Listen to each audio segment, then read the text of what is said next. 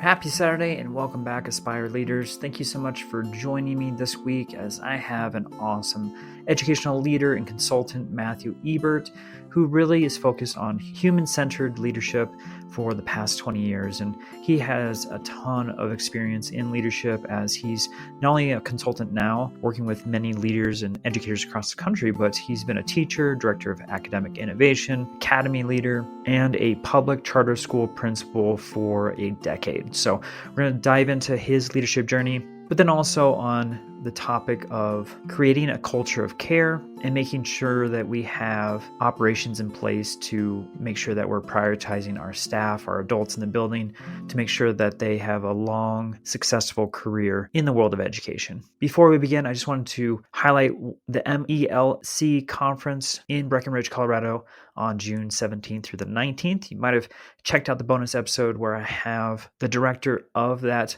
amazing leadership conference, and we talk about the whole event of all 3 days, the speakers, and I'm going to have the opportunity of keynoting there, talking about enhancing our capacity within leadership and focusing on our mental health, which is so important. If you're interested in joining us for the MELC 2024 conference, make sure you head over to bit.ly/MELC 2024, and I will have that link in the show notes and at joshtamper.com. So with that, let's dive into the conversation with the phenomenal Matthew Ebert. Welcome back, everyone, to Aspire to Lead, where we will be discussing the visions, inspirations, and experiences from top educational leaders. My name is Joshua Stamper, and you can connect with me on Twitter or on Instagram at Joshua_Stamper. All right, welcome back, Aspire Leaders and Teach Better family. I'm so excited for the conversations today because I've had an opportunity to be with this phenomenal leader, educator. I mean, he's doing so many different things. We're going to talk about that. Even TED Talk is coming out very, very soon. If not, it's already dropped, and can't wait for people to consume that. But Matthew Ebert, thank you so much for joining Aspire to Lead today. I appreciate it, Josh. Thanks for having me. Yeah, I can't wait to talk about your background, what you've done as far as cultivating a culture of care. We're going to talk about creating, some really wonderful spaces for our educators. And I love the conversations that we've had prior to this recording. I'm super excited for you to share your wisdom and insights to our community here for Aspire to Lead. And with that, Matthew, would you just share a little bit about your educational and leadership background? Absolutely. Thank you. So for the last 10 years, I was a principal of a charter school in Baltimore City. Prior to that, I was a teacher and a school leader in Boston public schools. And originally from New York, but I think at some point made Boston and Baltimore my home for sure. And, my journey is not one that's abnormal. Went from being a teacher to a director of data and academic innovation to then being asked to lead one of our small learning communities inside of our school in Boston, and then came down to Baltimore and was principal for the decade for one school. And over time, without question, my leadership evolved. I think I went from being someone who saw their job as to be a teacher, even as principal, into someone who learned because I was given the space to learn and surrounded by brilliant folks, that my job was to create space for others once I was, in charge of the school. And so I think my leadership journey is one of unlearning and focusing and beginning to believe that there are other ways to do this work, not just the way that we're shown. Yeah, I love that so much. So Matt, you really have a passion for cultivating a culture of care for adults, which I love, because a lot of times we're so student-centered that we forget about the other people that are extremely important to the educational process. And so I wanted to know kind of why your passion for this topic grew, but then also what does that culture of care even look like on a campus? Yeah, it's a great question. And my passion for it did grow over time. So all the focus when I was teaching was always in the students, with good reason, that somebody's babysitting in front of you. And of course they need the best, but schools and, hospitals to the same extent aren't populated with robots, right? Until AI takes over fully, we're still human beings in the classroom. And I think that what I learned over time was, listen, if you want to hire 23-year-olds and 24-year-olds every couple of years and you want to, run them into the ground, you can get really good work out of some kind and hardworking folks. But what does it look like when they want to transition to a fuller life or, where they're chasing other goals, whether those are family goals or personal goals, doesn't particularly matter. And so as I watched schools around us and felt myself like not going too hard, because that's the wrong way to put it, but not recognizing the humanity in folks and realizing, I want to keep these excellent teachers and these counselors and these social workers and deans. I need to make the ability that you can have a child and come back and do your job, right? Because you know who I want teaching my kid? Somebody who's got experience, somebody who's got the muscle memory, somebody who has a full life outside this place, And so to do that, I began to unlearn what are the things we're told we have to do that we don't have to do? Or what are the things we can do if we're willing to get into trouble, right? What are the ways we can create space so that people who are teachers can go to their own doctor's appointment and even perhaps the dentist and even perhaps do it for their kid and not worry? What can we take off their plates and what can we reduce? And so my work has been a lot more about eliminating than adding. And what we saw was that we retained 100% of our staff in the pandemic. That's meaningful. But moreover, many of our staff, including myself, had babies while we worked at our school, and we all came back to work together. While I'm proud of what we achieved with the kids, that only happened because over time, we were able to create spaces where adults could thrive and be healthy. And so they stayed. That's how you make school better for kids. You make it better for the adults first.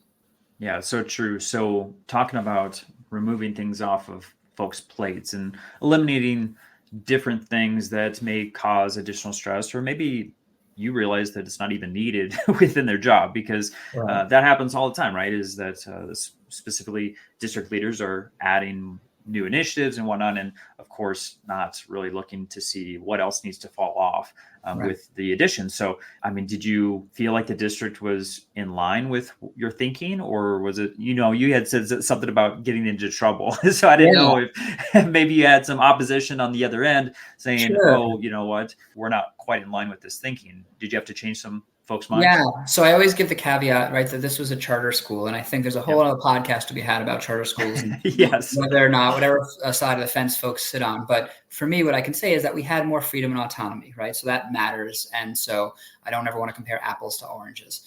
That said, in the small ways, right, when you're a school leader and you have to prioritize what are you going to do today, and a lot of the time it's putting out fires, or a lot of the time it's the paperwork.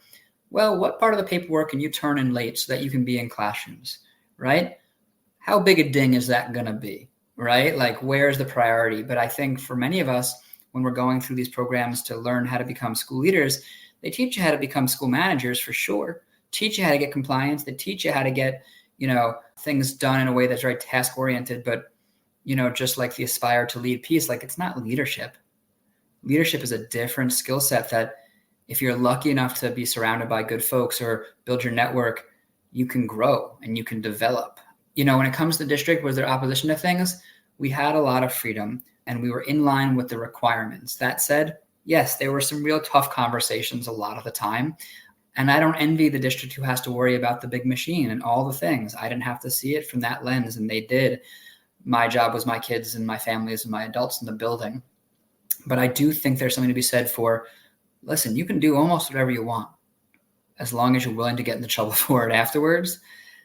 And again, forgive me, but if your results are consistently strong enough, whether that's, academic or quality, in terms of culture and community, you're given more space to operate. And so we're definitely more of a ask for forgiveness type of folk than beg for permission. Oh, for sure. Being in the big cog and machine that you were talking about, I definitely had to be the shield plenty of times for my staff to say that at this school, we are getting results and here's the data to represent that. And these are the things that we don't need to do. So I think that's important for leaders to get that permission to be able to sometimes, be oppositional when you know that this is the right thing for your staff. Yeah. With that, talking about, leadership as a whole and that umbrella, what is things that they can do to create, this space of care as an operation? Because I think that's, getting the nitty gritty. I think some folks that are listening are probably throwing their hands up saying, yes, like we need to do this, but how? But how do I do it? Right. But how do I do it? So I think right along the way, somehow we really operationalized care, right? Like we did. And so we built it into things. So a few things to note, right? Anything that I shared today, this is what we did at our school, which is different than your school and the school next door, but there's always adaptive replication, right? And the idea is that you can take from this what works for you and your people. So there were a couple different things. One is that we increased teacher planning time, right? We know all the data. We know it. They don't need more time in front of kids. They need more time to sit, eat a sandwich, use the bathroom. Sure, lesson plan. Sure, do the other things we want them to do, but just breathe. And so we made that a non-negotiable, right? Like our teachers had 2.5 hours of, in total, including lunch, right? Planning time or off time during the day. You know what you can do? You can go do something outside the building. And for our staff who had other responsibilities, whether it's, elderly parents or kids or feeding their dog, it doesn't really matter. It meant they could be ruthless with their time in the building and get what they needed done. You and I both know being a teacher is not going to be a 40-hour-a-week job. It's not. But if I can make it a 45 or 50-hour-a-week job versus a 90-hour-a-week job by giving more space in the day to do grading, which we asked them to do, make phone calls home, which we asked them to do all the other things and actually do it during the day. I think of 2 teachers that I worked with, Jenny and Spencer, and we always describe them as ruthless with their time.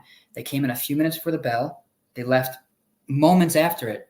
But in that time, they were just amazing, right? Like they were your favorite teacher's favorite teacher. The kids loved them because they were veterans, good at their job. And they knew they had the freedom and flexibility that they weren't going to be praised if they were there an hour and a half early or punished if they didn't stay late. So giving that space, we also did several things to reduce what meetings looked like.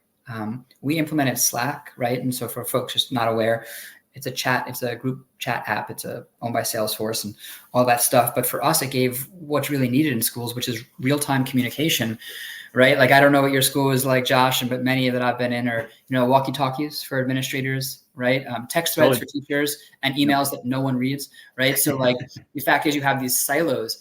Slack allowed us to have real-time communication, which meant if Jessica had a kid that she needed support with for any reason, someone would come, and if Katie was like, hey, can someone, make some copies for me real quick? We knew it, right? And it wasn't disruptive over a PA system. And you could mute the channels that you didn't need to pay attention to. But it also meant that as, a school leader, I had eyes and ears everywhere now, right? So like, I all of a sudden had a whole picture of what was happening in our school. And it wasn't always pretty, but we knew it. We knew it. And then I think the third one, and for me, and I'll share also that, simply by doing this Slack app, which, I chat about more, when I work with teachers in coaching or principals in coaching, and I do, my presentations, is this piece of we were able to reduce meetings, right? My last year, we had 6 staff meetings, right? Like you find me another school that has 6 staff meetings in a year because we were always talking, and folks weren't expected to do it after hours. That wasn't part of the plan, but it just meant you could talk wherever you were and you didn't have to be in the same place. And if you're always talking, then I don't need to have a meeting every week. And then the last piece that I share, which again, we were a small school, so it looks different, but it's absolutely possible everywhere, is that I had one-on-one meetings with all of my staff, right? So that was going to be weekly, bi-weekly, or monthly. And most staff could choose what they wanted. If you were new to our school, you met with me weekly. It wasn't up to you. And in these meetings, they weren't evaluative, right? They weren't based on a rubric or a matrix. They were conversations about how are you, right? Like, first year teachers, are you crying a little bit less? That's great, right? Like person who's got the sick kid or the parent they're taking care of, that conversation, person who just bought a house. And we also talked about data and we also talked about instruction because I was able to be in their classrooms. But when you're talking all the time and you become more than a manager, people trust you. They share the good and the bad. And so these sessions weren't based on the fact of like, I'm going to get the most out of my people. I'm going to wring that towel. They were creating the space for like, how's it going? And then over time, you find that is how you get the best out of your people. They believe in you, you believe in them. Easy conversations are fine, and the hard conversations become a lot easier. That's how I think ways that people can operationalize care.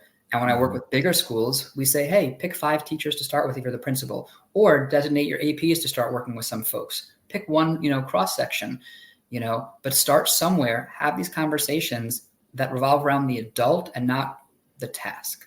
Yeah, communication is so key, and finding ways to make it easier for everyone in the building to get to the bottom of what's going on in our teachers' lives is huge, because a lot of times they're coming in with a smile on their face. You think everything's great, and then you find out that, in their personal life, it's just pure chaos and they're just surviving.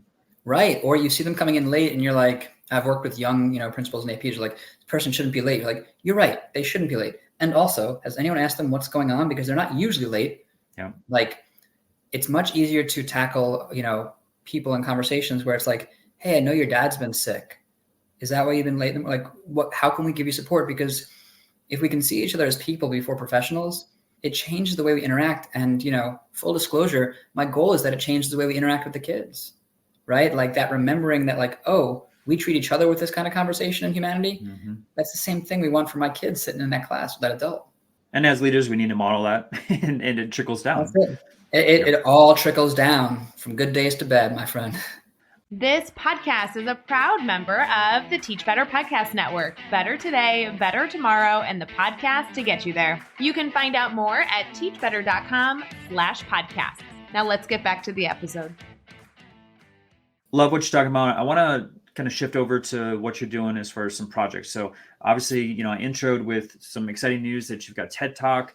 That's dropped. We're going to have the link not only in show notes, but if you're, joining us on YouTube, it'll be also in the description there. So will you just share about the topic that you're discussing? Because I want to make sure that everyone that's, listening to this podcast shifts over and consumes that TED Talk. Absolutely. Appreciate it. Yeah. So it's about this. It's about building a culture of care and the how and why.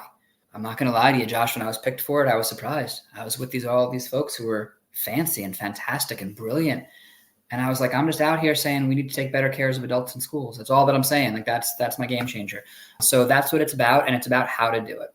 Wonderful. So for those who are wanting to kind of expand, in addition to this conversation that we've had today, definitely check that out. We'll have the link, like I said, joshstanford.com or on the various podcast platforms. So click on that. And then also, Matthew, you do some consulting work. So I'd love for you just to share with our leaders, if they're looking for support, what ways are you impacting leadership, but then also educational communities?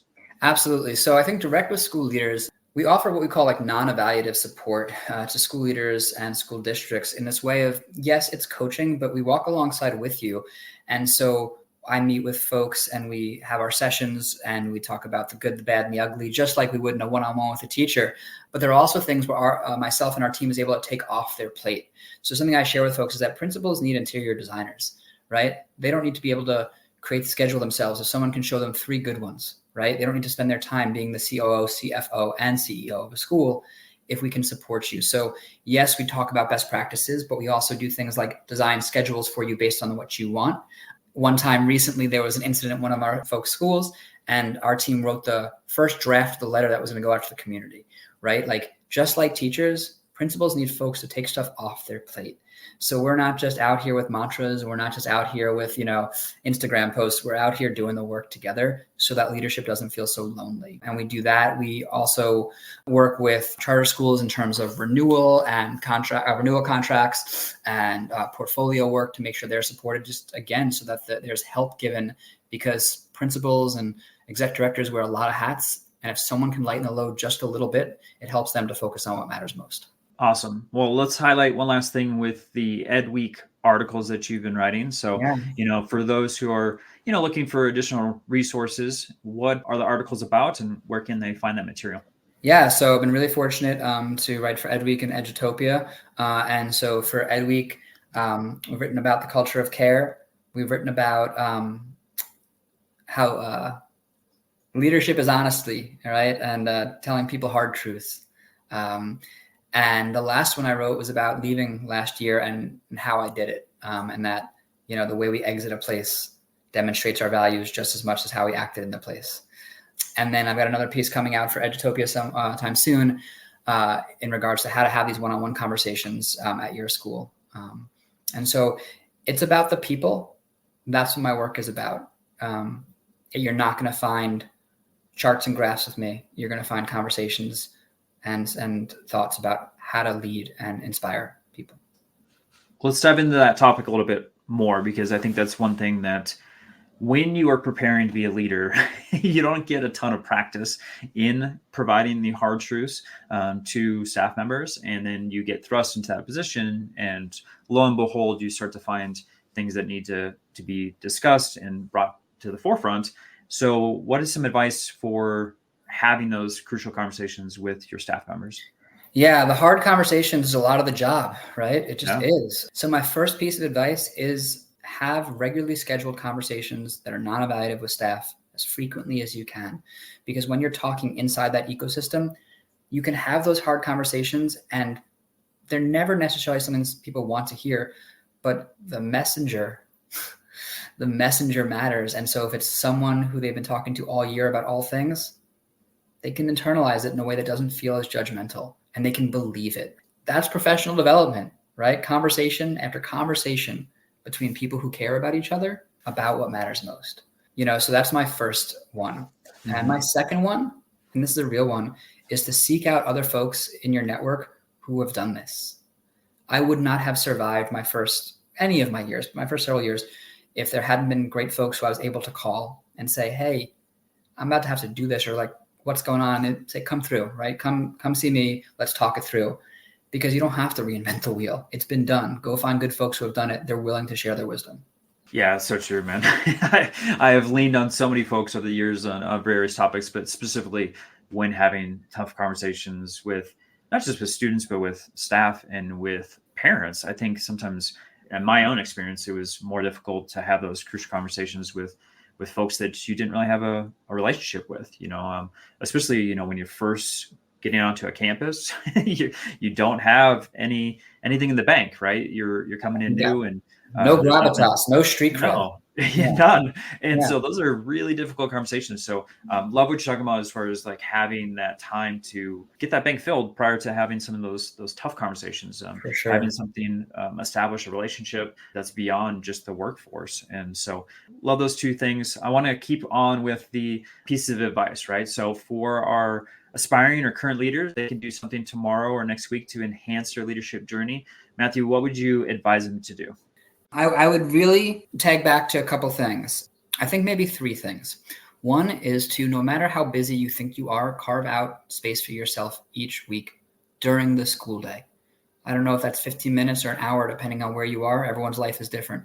But to not be interrupted, to not be in front of kids or adults, and to be in a space not responding to emails. Whatever you're using that time for, whether it's to check in with yourself or breathe, is okay. For folks who never get out of the hustle, things don't improve for them or for their school, and they just become part of the burnout machine. 2, read as much as you can outside of education world, right? So like the books that I read that I give to folks are books like Priya Parker's The Art of Gathering, books about how the Container Store built their culture. There are tons of great books out there that are about people and stories translate across bounds, because as a school leader, you're not in the classroom instructing. Yes, you are the instructional leader if you're lucky. Culture has to come first. And I know there were folks who would disagree with me on that, but you have to be able to build your team first to get them to believe, and then you can push forwards. And then 3, build your network. Message, email, text, call those folks who are school leaders close or far away, and ask them ahead of time before you need help. Ask them for coffee, ask them to come visit, go visit their schools and see things that are working and things that are not working, hear their stories so that you don't have to make the same mistakes that they made, because we've all done that. And you can glean the things that work at their schools that you can adaptively replicate at yours. All right. So Matthew, I want to touch on 1 and 3 of those things. So first off with number 1, as far as we had already talked about creating space for our adults in the building, but I think what you're touching on is huge, is to make sure that we're creating space for ourselves. And I'm just wondering, when did that light bulb moment come for you as a leader of understanding, like, holy cow, I'm going to burn myself out if I keep this pace? Because I know I got to that space and came to the same conclusion of like, I need to shut my door. I need to go somewhere. I need to walk around the building for a moment just to get out of the insanity sometimes that ensued. And so I'm just curious, like, what did that look like for you in creating space just to maybe tap out for, like you said, 15 minutes to an hour? Yeah. So I was really lucky, right? 2 things. 1, most of us don't get those role models that show us that. Educational talking heads continue to praise passion and time commitments over personhood and growth. There was a person named Jen White who I worked with in Boston before I became a school leader. And she was the one who said, listen, when you're in charge, you have to schedule an hour with yourself at least each week to review what your goals were, what you're thinking, where you're going. And she was one of those folks, and I know you've met folks like this who are they're smarter than you. You just meet them, you're like, oh, you're just much smarter than me. Like, you understand things. And so I did a lot of the things that Jen White said to do. And really, it started for me from year 1, even when things were often on fire, literally and metaphorically on fire, there was a time during the week that was set for closing that door and just being. And I think what's important to know is that like those fires will still be there tomorrow. I literally just spoke with a former school leader who said, I tell folks all the time, they're not going to name the building after you. And the school leaders I work with now, what I see often is that people have given 110% of themselves to the school and the organization at a cost to themselves. And when they're done, they won't even get a thank you. And that's okay. But if you don't know that going in, that you deserve to be balanced and that 100% is enough. And I think that's what we lack in role models. And I think that's why I love the coaching and working with people to be able to say, let's put it down. Let's pick it up. Listen, that problem is still going to be that problem tomorrow. You could fix all the problems tonight. And tomorrow morning, there's still going to be new ones or different ones. So go and make space. And so that's how I learned to do it. And it made me a lot healthier, even in the depths of the hardest work. No, it's so true. And you're right. Like anytime that I left a building to move on to either a different role or to move to a different district, I mean, my position was filled immediately and they were moving on with or without me. The wheel continues to turn. So I adored my people. And I always said, listen, we're a team, not a family, is a constant refrain of mine, right? Like we're going to say goodbye to you. We're going to love you. We're going to miss you. And we're going to fill your position as soon as you are gone. Yep. And that's just life. And we should, forgive me, we should stop calling this a passion. It can be. It's a profession. It's a job. And it shouldn't require more than 100% of you.